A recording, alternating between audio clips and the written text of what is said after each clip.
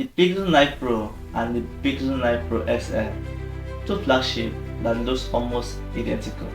Same camera, same performance, same polished design. But here is the twist.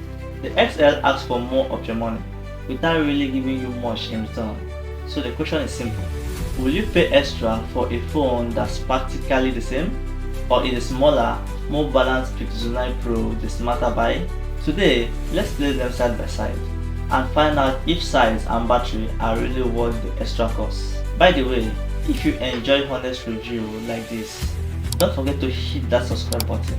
First impression, both phones are built with Gorilla Glass Victus 2, an aluminum frame and IP68 water resistant. At a glance, they are twin. Sharp edges, a both camera bar, a premium finish. But hold them, the story changes. The Pixel 9 Pro Lite